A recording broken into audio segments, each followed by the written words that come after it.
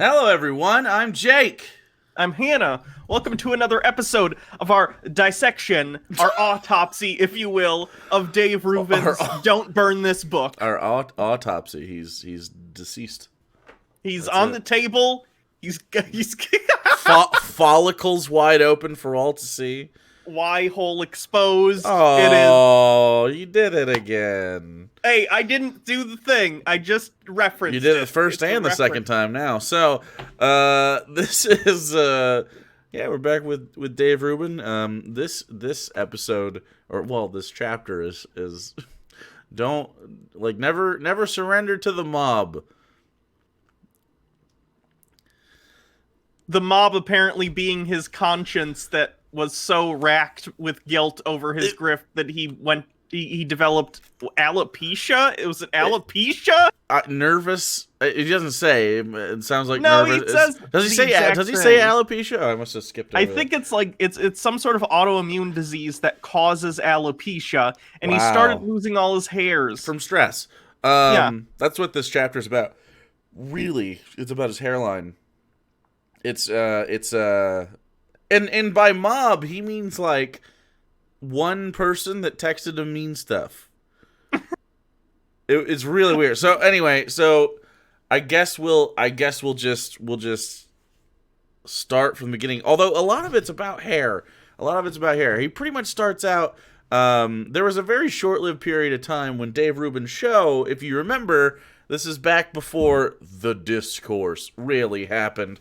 And I mean everything, all of the internet stuff. Not just with Dave Rubin, with everybody.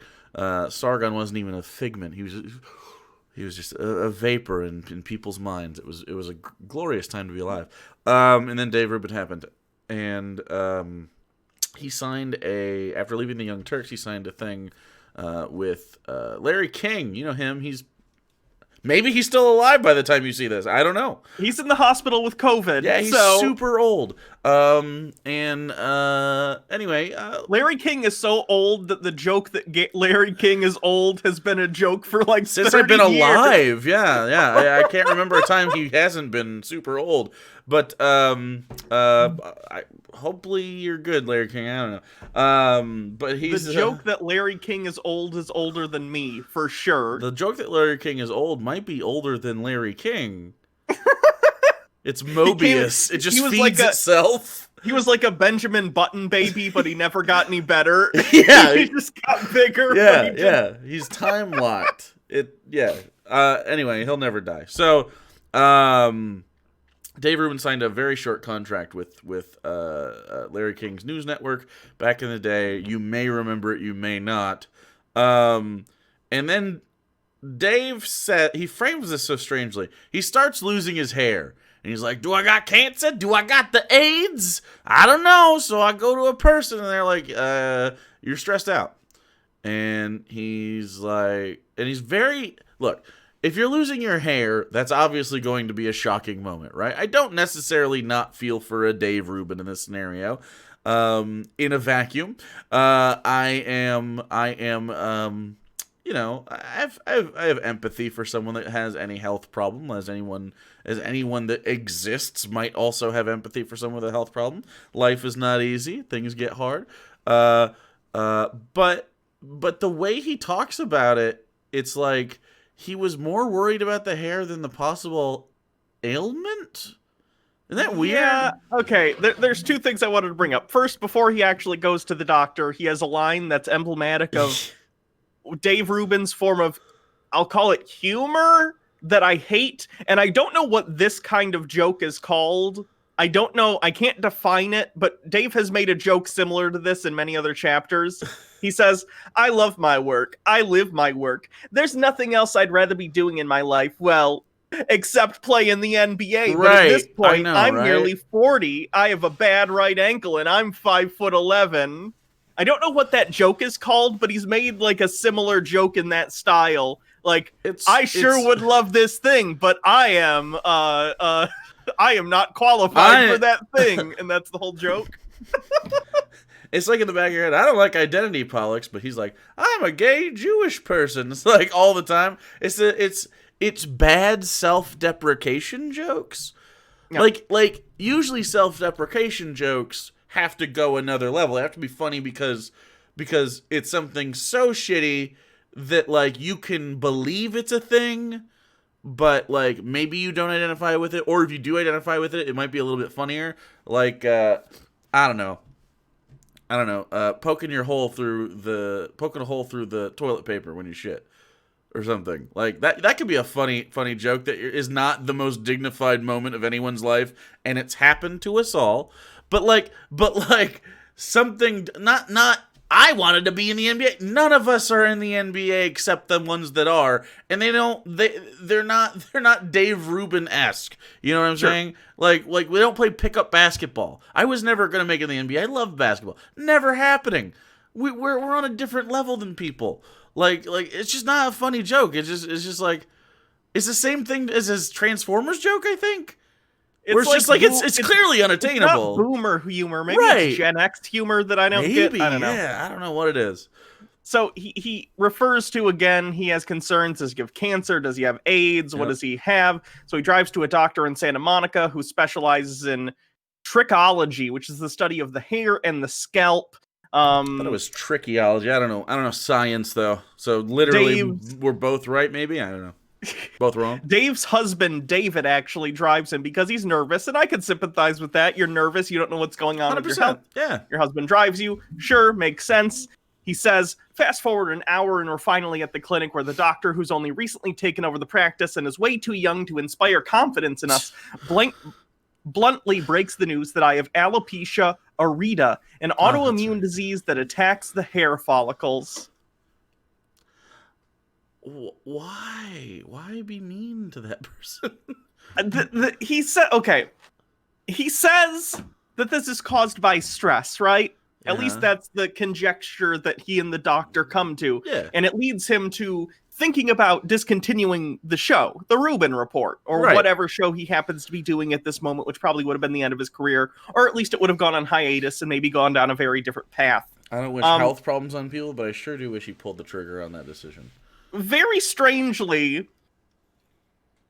Dave had an existential crisis where he was so stressed out about what he was doing, all of his hair started to fall out, and at no point did he take a step back and go, wait a minute, am I doing something that I know is wrong?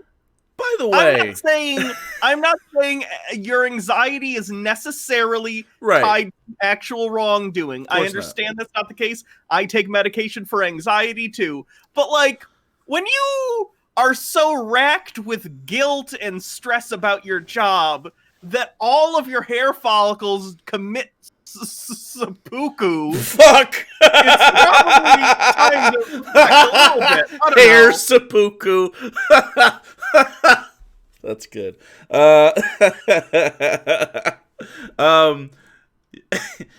He doesn't really explain what he was doing to cause this until after he gets your sympathy too, which is the first time I thought Dave Rubin structured a thing properly in this book to get the desired effect. The problem is he also is Dave Rubin, so right after that, once he gives you context, you're like, okay, that makes a lot of sense why you would feel this way. The first thing I believe that he lists is that he made a PragerU video, because it's... Did he get the angry text first, or does he do the PragerU video and then talk about the angry text? He said it was around the same time as the PragerU video, and then he says... and then he gets angry text, right? Yeah, okay, so hold on. Can we talk... Okay. PragerU's trash! PragerU is trash. We just covered and I covered separately the same video where they were like radical abolitionists. Oh, yeah. It was basically a anti-abolitionist video in the year of our Lord 2020. Yeah, it was so bizarre. One of the good things about Robert E. Lee is that he put down slave rebellions. Like, okay, I guess PragerU. That's the kind of shit PragerU does. And that was Dave Rubin's like, why I'm leaving the left thing, right? Yeah. Okay, so when you say I'm leaving the left, what does that really mean, okay? Because the left... while I agree, like if you think Democrat when you think the left, I get why that might not be the most appealing every once in a while. You look at it, there's some bureaucracy stuff happening, but literally everything you could possibly hate about the Democrats happens more. in the Republican Party. Definitely. Except for pretending to be kind, I guess. That's probably the only thing. And then That's the thing. It frustrates me because later in the chapter, and this is skipping ahead a little bit, but he says something along the lines of, we need to get back to doing what we do, fighting authoritarianism. Meanwhile, he's defended Donald Trump for years, and now this is right after the Donald Trump audio leaked of him like threatening basically for an the Georgia hour Secretary of in State. high definition audio. Sure. And I went to go look at Dave Rubin's Twitter. This happened like 2 days ago. Dave blocked me. I I have looked no at idea Dave what you're Rubin's saying. Twitter to be like, what's Dave Rubin's opinion on this? He's so in favor of fighting authoritarianism, and the president of the United States is now calling up secretaries of state to try and conjure up imaginary votes to sway an election illegally. Dave Rubin hasn't said a single word. Maybe by the time this comes out, he'll come up with some justification, but I guarantee he's not going to admonish Trump. He's not going to be like, Trump did a bad. No. It's so ridiculous that Dave Rubin, and there's a video we showed, or we at least watched it at some point. Maybe I'm going to hold Donald Trump's feet to the fire. That one? Where he's like, he was so enamored because he actually met Trump. And he was like, one. That's worse. He was like, oh my God. And Trump said to his wife, can you believe these guys are gay in relation to Dave and his husband, David? What's that mean? And it's like, I know what it means, but what's that mean, Dave? Like, but Dave is like, he was so nice. Like, Dave, he wasn't being nice. That's not nice. Oh my God. This is the same. It's just frustrating. They don't act real gay. Like, what? Yeah, wow, that guy's a real fucking rainbow flag supporter. So, did you know that if you aren't actively stoning gay people in front of you, then you are an ally? And if you engage in rainbow capitalism, you're an ally. That's better. Jesus fucking Christ. And then, so after this, after he does the PragerU video and is literally talking about, like, he's quite literally a conservative. He starts doing all the bad stuff where he doesn't understand things, simple things. And I will grant Dave Rubin this, and we've talked about this before. Early discourse from the left talking about social justice issues, communication was dog shit. Really bad. It was a lot of, it's not my job to educate you. It's not my you're just a bag of shit kind of thing. There wasn't like actual discussion happening from not most people, just like the loud creator people that were engaging in the online discourse. We were out of it at the time. I wish one of them had communicated it to us, because a lot of us have the two of us have a lot of peers in that sphere. I am still to this day convinced we could have saved the world, but no, that's the most ridiculous. No, we could have done self-aggrandizing nonsense I've heard you say. We could have saved, which is the bars, world. The world, probably not, but we could have definitely made a positive impact on just, our audiences and stuff. And hopefully the broader idea is not because we have such broad reach to an audience. The idea is because we know people enough that we engaged that make this worse. The people that are like behind the worst parts of this, the Kekistan shit. We know the people that fucking created that. I mean, Sargon in general, the whole people that created like this sort of, I'm a liberal centrist grifter thing. Like, we know all these people, and it's not like I think we could have like really stuck it to them, but I definitely think it could have been mitigated by one person being good at communicating at the time. Maybe that could have been someone. It didn't happen though. However,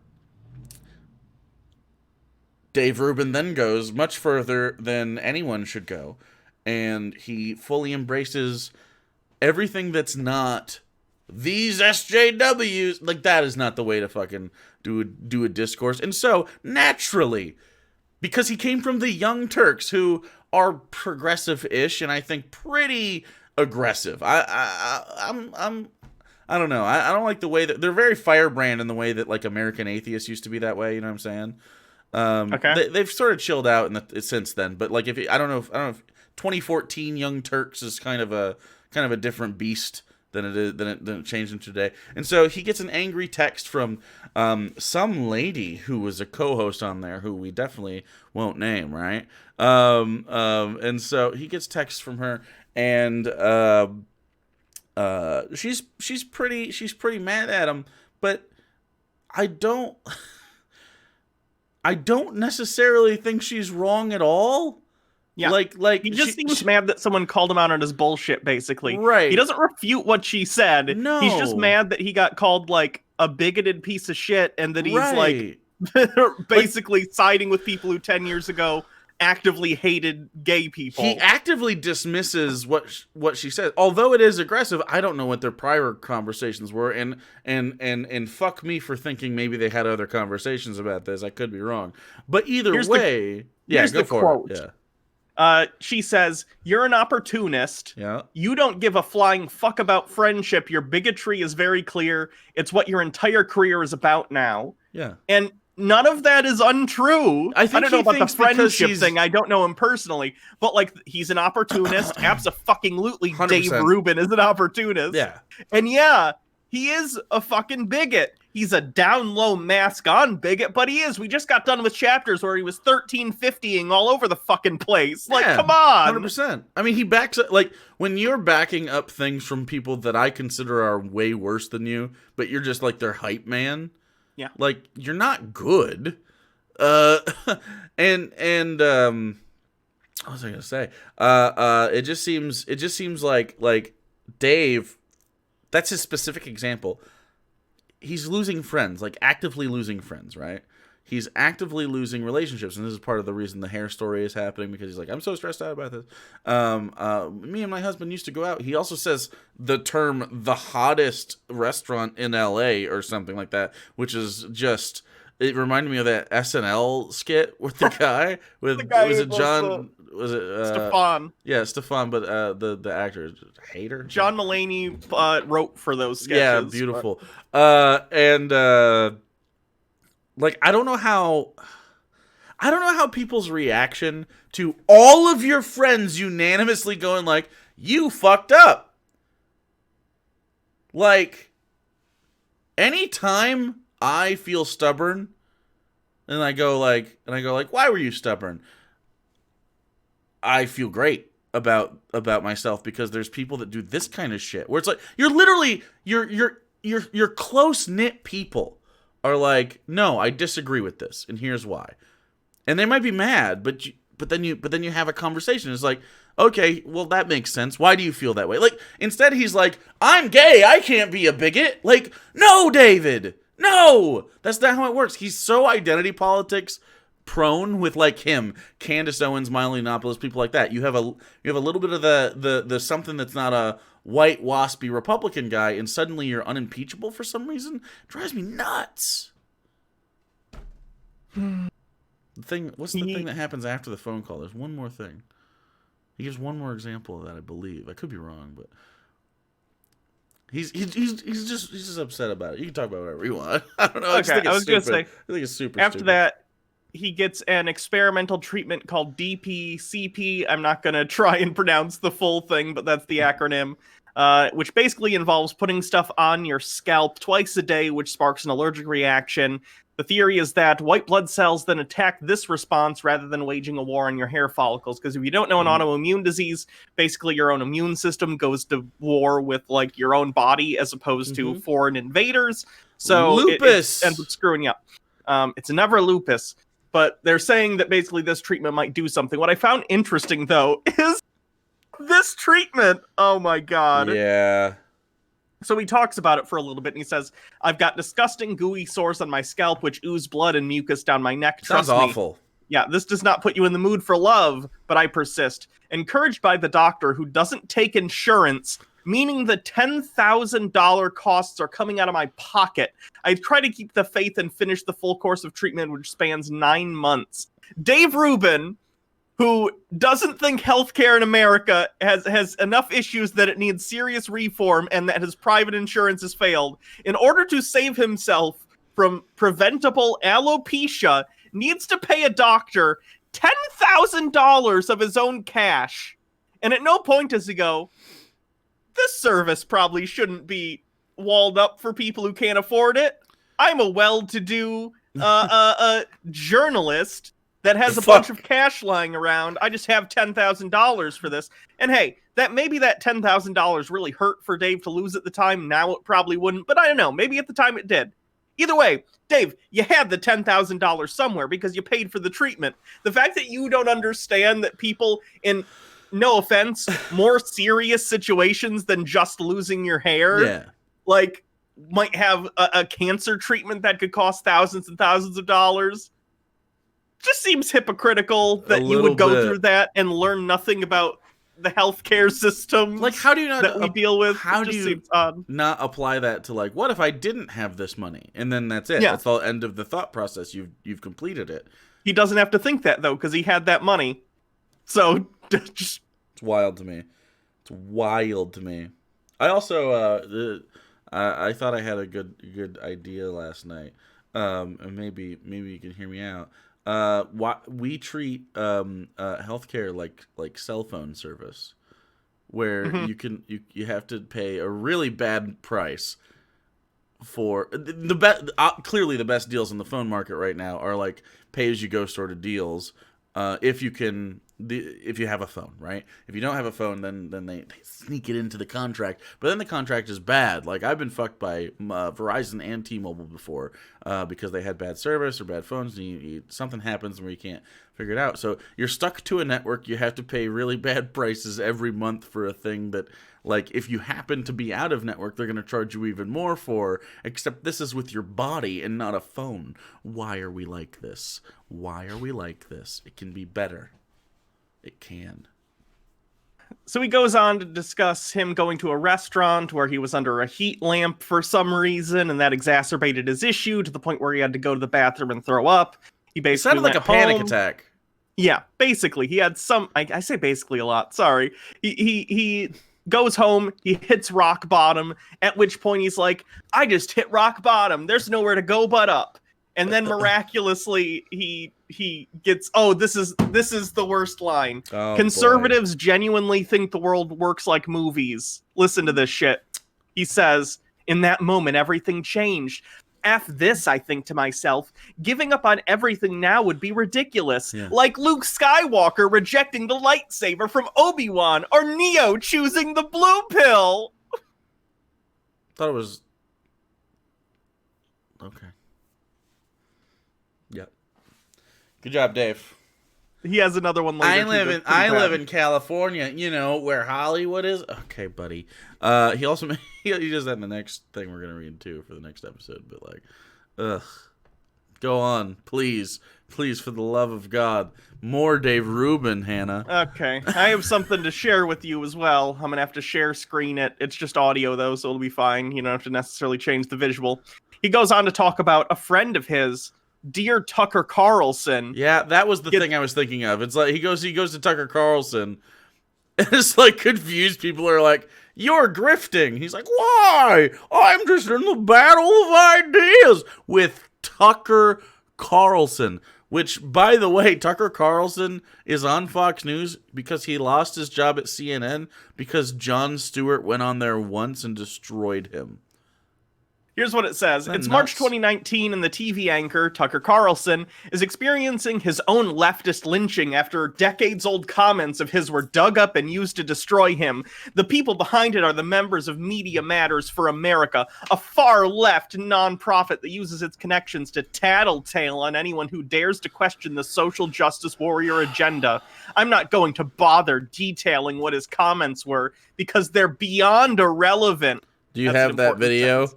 Yes. Okay. Media Matters is only digging into Carlson's past because they fear his influence in the present. So let me share screen with you the... Okay. All right. While you're working on that, the... look at this. Watch that this. might have effed up the visuals. I'm sorry. Boop, boop. Let me know when you're ready for me to play it. Boop. Okay, go for it.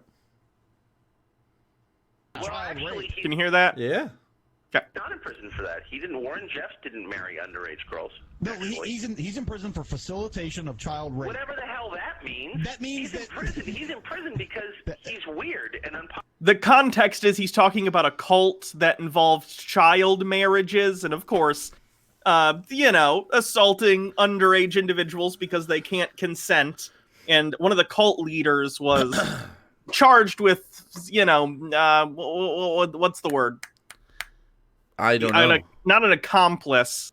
It's something else. I think they mention it. Either way, that's what he's talking about and defending here. Okay. Popular, and he has a different lifestyle that other people find creepy. No, he's an accessory to the rape of children. That is a felony, and a serious one at that. What do you mean an accessory? He's got some weird religious cult where he thinks it's okay to, marry underage girls. Yeah. But he didn't do it. Why wouldn't the guy who actually did it, who had sex with an underage girl, he should be the one who's doing life? The rapist in this case has made a lifelong commitment to live and take care of the person. So it is a little different. I mean, let's just be honest about it. What? He's not accused of touching anybody. He is accused of facilitating a marriage between a 16-year-old girl and a 27-year-old man. Oh, That's boy. the accusation. That's what they're calling felony rape. But in our That's state, bullshit. I'm sorry. Now, this guy may be a total creep, maybe a child rapist. I'm just telling you that arranging a marriage between a 16-year-old and a 27-year-old is not the same as pulling a stranger off the street and raping her. That's bullshit. But you know what? In my brief experience, what gets women going is It's worse. arguing with them. Really? Yeah. Brad, I never use that. It's true. You debate politics with a woman and just go, just full blown out there, especially feminism. If you're talking to a feminist and she's giving you, men really need to be more sensitive, and this, actually, men don't need to be more sensitive. You just need to be quiet and kind of do what you're told. And lighten up a little bit, bitch. They love it. Alexis Stewart, we run into her all the time. What a good guy. She seems Cunt. awful. Yeah, she is. Whoa! They're very cunty. She seems extremely. I like to cunty. hear that word out of. Oh yeah, I stepped over me. She seems what? Now go ahead. Well, this was during Yeah. I mean, you said it, shock I disagree with you. I jock don't use that word. era. But I'd love for Tucker Carlson tonight on MSNBC. A girl that comes across kind of cunty. Well, she That's right. does. I mean, I heard her. Now I'm a Brent fan, so okay, I'm stating my bias right out front here. But I heard her on with him, and I just wanted to give her the spanking she so I desperately actually needs. watched. When she's laying her head in your bed at night, you know who the hell's in her bedroom and what they're doing. Nobody, just her. Well, when she's in a dormitory-type setting and these little girls start experimenting around, next thing you know, you got a lesbian on your hands. Jesus fucking Christ. I don't think that's likely. Next thing you know, boom. Next thing you know, don't Brett, see what's it. going on in the Combe dormitory? Nothing. I don't got a PSP to play. I ain't got nothing going on. I ain't got my mom and dad here to tell me that they love me and tuck me in bed. So here's Trixie, and she wants to explore my body a little bit. So, hey, let's go crazy. Wow. That, if it weren't my daughter, That's I'd one applaud theory. that. Well, I mean, it's a... Manson, If it weren't my daughter, I would love that Tell them, scenario. as outlandish as that is, how old is your daughter? 14. Well, I love women. What? They're extremely primitive. They're basic. They're not that hard to understand. putting Paris and Brittany in a commercial with Obama is classic old school miscegenation, old South. Uncle Tom. It's old South. These two young white girls are going to be dating a black man. Say that he's coming for your pristine white daughters by putting two of the biggest white whores in America. You want to fuck Sarah Palin? Well, there's that. There is that. I'll agree with that. I feel sorry for unattractive women. I mean, there's nothing they did, you know?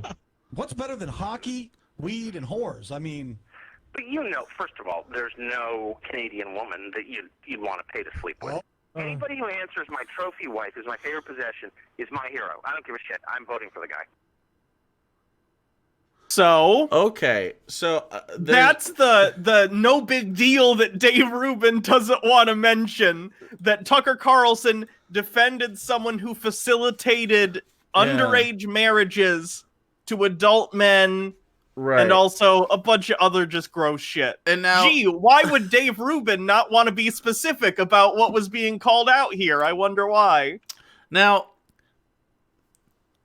I am all for someone changing their behavior and becoming a better person, and you know, and making a change. But Tucker Carlson hasn't improved at all. Okay, that's one of those things. The other one is, that was a clear pattern of behavior, and I don't know if you can catch the dates on your screen because it was a little bit smaller for you than it was for me. that wasn't one conversation. That was multiple conversations over 4 different years. It was 06 to 2010, roughly, that they were having those conversations. I believe they were all on the same radio program, the Sponge Boys or whatever the fuck that was called. No one listens to them anymore. Where Tucker Carlson says gross shit all the time. Tucker Carlson still says this similarly gross shit all the time. Tucker Carlson is one of the worst people you know. He dresses it up as more respectable because he's doing the Fox News suit and well, tie on Fox thing. News he does, but I'm just saying, like in general, Tucker Carlson is known to be like a slug person. Everybody knows he's a slug person. Anybody who's ever interacted with Tucker Carlson in real life that isn't paid to like him probably doesn't like him. There's clearly no improvement here. And by the time 2014 rolls around and Dave Rubin's working with him, Tucker Carlson's not better. He's still really fucking awful. Like, if you go on Tucker Carlson and you just suckle him instead of like going on there, like, because they sometimes have, very rarely, they sometimes have left-wing people on there, so Tucker Carlson can browbeat them. And sometimes it doesn't work fantastically, but you should expect pushback from people that disagree with Tucker Carlson, including your friends that are clearly left wing, and it's like I don't know how someone like Dave Rubin gets to this point. Honestly, I only know that the way to get there, and that's through money, really. That seems to be the reason. He followed the money from Koch brothers and other funding apparati. Is that a word? Apparatuses? It didn't sound right in my head. Is it apparati or apparatuses? I think it's apparatuses. Ooh, either way, it's a gross word. He's just a grifter. Dave Rubin is a very, very successful grifter, but he's a grifter. He's the worst. Is there anything else we want to talk about with this? Yeah, just at the end, because I find it cringe. So he goes through, like, dude. Here are things you should do, and it's stand tough, never apologize. The never apologize is really bad, too, That's because it acts as if you can never be wrong. It's good to stand by your beliefs, but when you're presented with evidence that your beliefs are wrong, you should, back off from that and recognize that you can be wrong and you should apologize. Yeah, and maybe they're not even your beliefs. It might have just been like a knee-jerk. You might have just been like, that's this doesn't seem right, or this seems like this, or I don't really understand this. And then someone else goes, well, here's my perspective. And then you go, oh, okay. And then you go, okay, and then you clarify even like, I don't know how you can live. What was the first one? Stand strong? Stand tough. Stand tough. Same shit. Being stubborn. Being very, very stubborn. This isn't a virtue. Like, taking a stance and then remaining in that. This is like Custer's last stand bullshit. There's a reason that's the famous moment, is because you shouldn't have done it. Shouldn't have done it. Not a good call. What's the last one? So the last one is accept you'll lose friends.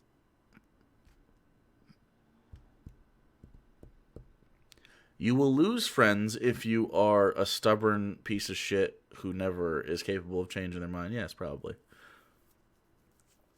And then this is the cringe. This is in the last paragraph. This is to reiterate the lessons of this chapter. Here we go. Now, if you're still unclear about any of this, go to YouTube and play Frank Sinatra's My Way. Trust me, you'll get it by the end of the song.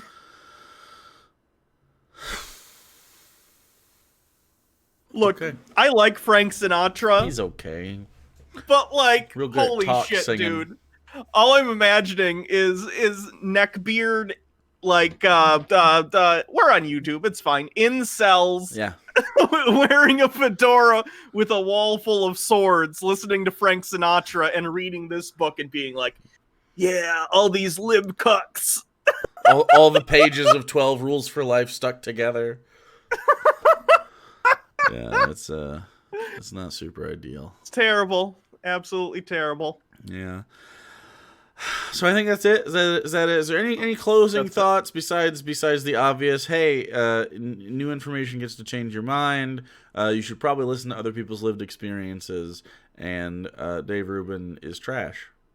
I just thought in terms of structure and theme, this chapter was all over the place. It really was. It started pretty strong. I thought it started with a personal story, and we're trying to draw sympathy from the crowd. It was the first time I thought, Dave Rubin, are you okay?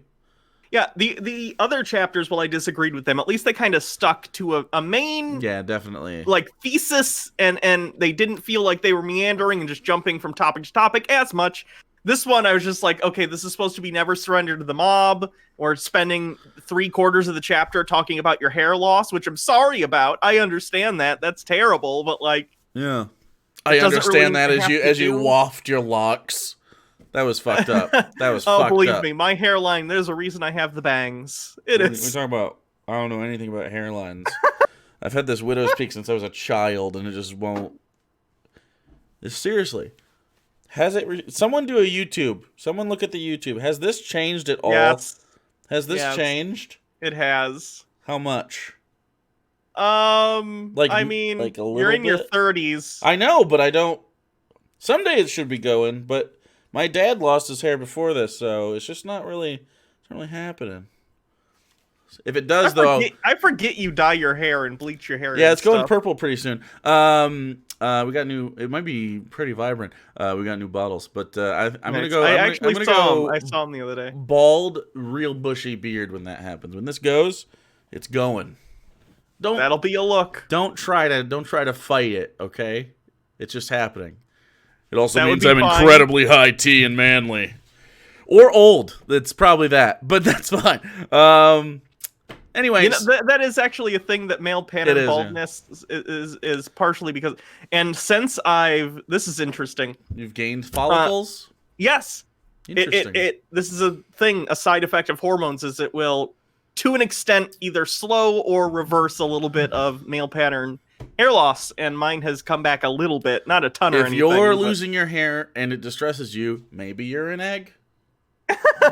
I don't think that's probably it. That's probably not good advice. So, you should consider it though. Either way, you should always question why you're happy or why you're not. So the next one is something. America is great, and then he jacks off and he has a red, white, and blue sperm.